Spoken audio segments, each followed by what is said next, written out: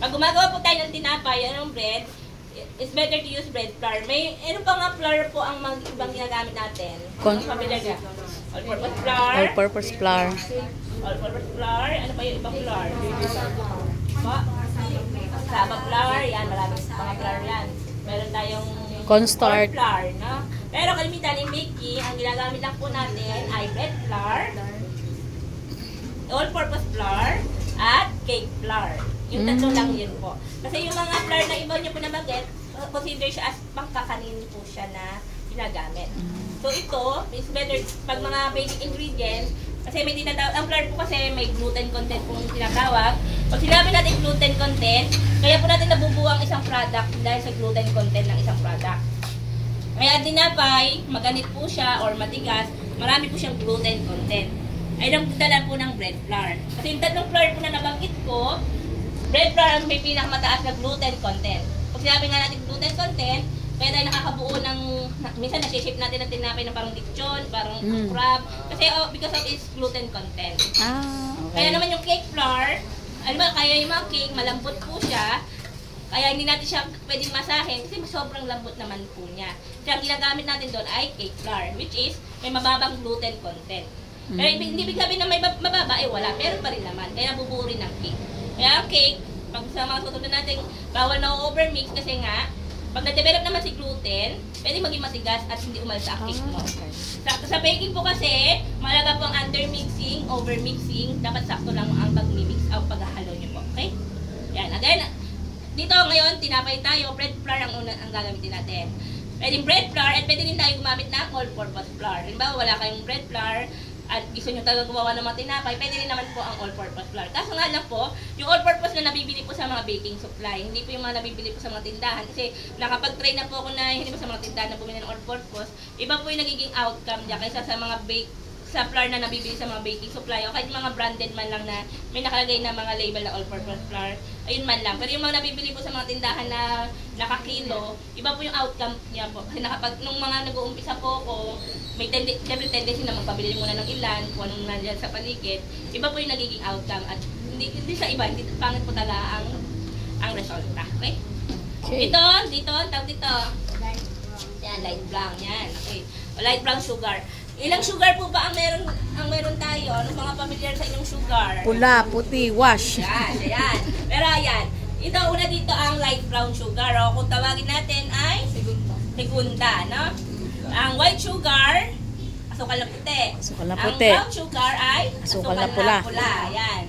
Yan, tatlong sugar. Yung tatlong sugar po kasi yan, halimbawa, especially in bread making, doon nakabase minsan ang kulay ng bread mo o ng tinapay mo. Pag gusto mo ang tinapay mo ay puting-puti, yung white na white sugar ang ginagamit. Pero kalimitan ginagamit lang white sugar at light brown. Kasi ang light brown, kung gusto mo naman medyo brownish ang color, hindi naman puting-puti, light brown ang ginagamit po natin. Pati po, kalimitan kahit itong ginagamit na light brown sugar ng mga bakery, ng mga industry, kasi mas mura po ang kilo nito. Kasi ang white sugar nasa 100 per kilo, ito minsan 80 o 90 lang per kilo. So, siyempre pag binibenta natin, lalo pwede rin naman, maganda rin naman ang outcome, ito lang ginagamit nila. Depende lang po yan sa reference ng mga gumagawa. Pero kung halimbawa wala kang light brown, pwede ka magmamit ng white sugar. Same measurement lang po yun. Pag tinapay, no? Kasi sa pag mga cake, sa susunod natin, doon ko na i-explain. Basta sa tinapay, pwede tayo gumamit ng light brown sugar at ng white sugar. Anong pinaka-function ng sugar? Anong pinaka-ano niya? Para yung pampatamis at saka yung kulay. Kulay, no? Tsaka halimbawa, kaya siya nagkakakulay, di ba po, halimbawa pa nagkakaramel po, halimbawa yung sa leche plan po, may sugar, nagkakaramel na susunod. Nagba-brown. So ayan tala niya, kaya minsan tinapay, pag nasobrahan, sulog na sulog naman, because may burning content siya because of the sugar. Okay? Yan. Okay. Dan tayo. Next. Yeast. Yan. Ito, tag dito? Yeast. Pampaalsa o pamparise ng dough. Ito yung mga leavening agent. Pag sinabi na ng leavening agent, ito yung mga ingredients na nakakapagpaalsa ng isang product. Itong yeast, ginagamit lang natin ito sa paggagawa ng bread. Kasi ito mamaya, kailangan bubuhayin nyo muna. Kasi chemical agent po siya, na kailangan i-activate nyo muna para gumana po at maging tinapay yung dough nyo. Hindi nyo siya pwedeng gamitin ng straight to the point.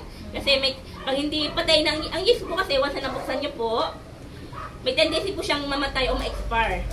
Kaya dapat pag nabuksan nyo po ng ganito, kailangan po nakasil po na sa plastic, ay nakalagay po siya sa ref o sa freezer. Para hindi po siya mabilis mamatay o mawala ng bisa ang yeast po. Meron naman po itong small package din naman ito, halos kalahati, no? Again, itong yeast ay panggamit natin pampalsa. So, iyan din ang gamit ng sugar. Kaya po nabubuhay ang yeast po natin because of the sugar. Okay?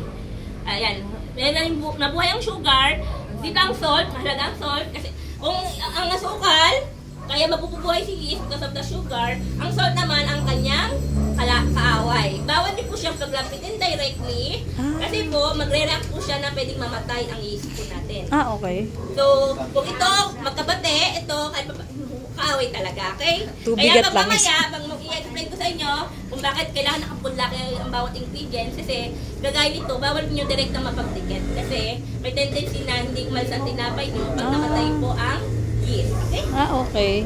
Iodine lang naman po ginagamit natin kasi pa natutunang maigit. Kasi minsan yung rock salt, may mga bubo pang naiiwan. Again, ang salt po kasi, pampaalat din siya, hindi lang basta siyang pampaalat, pampaibig siya ng mga lasa. Para ma-enhance yung mga flavor, and then para mawala rin naman yung umay factor minsan. Diba, pag gumagawa ka ng isang matamisin, kahit mga sabi natin mga dessert, maglagay ka lang ng mga pinch ng salt, kahit paano yung flavor nun mas better, and yung umay factor ng isang dessert ay nawawala because of the salt. Kasi nai-even yung kanyang lasa. Okay? Salt. Okay. Yan, iodized salt lang naman gamit natin. So, again, ang tawag dito, Milk powder. yan, milk powder. Dito, kailangan natin, lagi natin ito i-dissolve sa water o sa liquid ingredients natin, ha? Kasi ito, kailangan sinisip, kasi minsan may buo-buo siya, hindi natutunaw agad, no? Kaya ito, milk powder. May depende yan sa recipe, kaya ito optional minsan, may mga recipe na kailangan ay fresh milk, pwedeng powdered milk, depende. Yan. And then, ito naman, tinuturo ko po sa inyo. Halimbawa, may gusto ko yung recipe yung ibang itry, pwede naman kayo kumuha. Pwede nyo naman hindi rin sundin yung recipe ko. Pero habang nandito kayo, yung recipe sineshare ko, ayun ang susundin nyo, okay? Opo. Pero pag kayo, kasi yun ang nyo sa bread and pastry, halimbawa, may gusto kayong gawing isang product, isang ingredients, kahit hindi tinapay, kahit ano, ay na maging matututunan nyo dito. Paano sumunod sa isang ingredients at procedure ng pagluluto at pag-bake, okay? So, ito, tawag dito ay lard. Or tawag dito ay shortening. Again to itong butter, shortening, or lard, oil, ito po yung tinatawag nating fat content. Pag sinabi nating fat content, ito yung nakakapagpamoist at nakakapagpalambot ng isang product.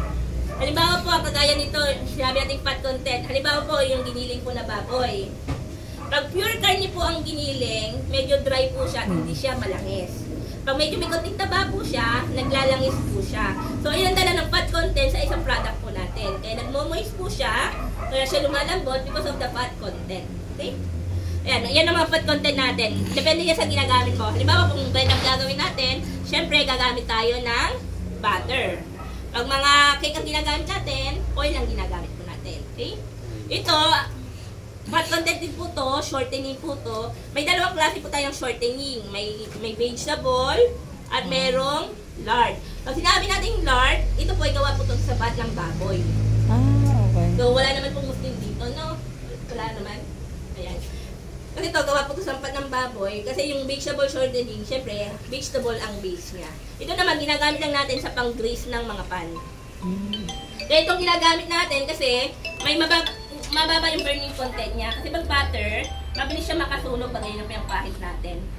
Dahil ito, hindi siya nakakabago ng consistency ng product pag ito pinahit natin. Yan, okay? Ha? Halimbawa, mamaya, pag sinabi kong i-grease nyo na yung pan nyo, ito ipang babrush nyo, okay? Okay. And then ito, butter, ha? May butter. Ano pa kayo ibang fat content na aside sa butter na, ayan, butter nga.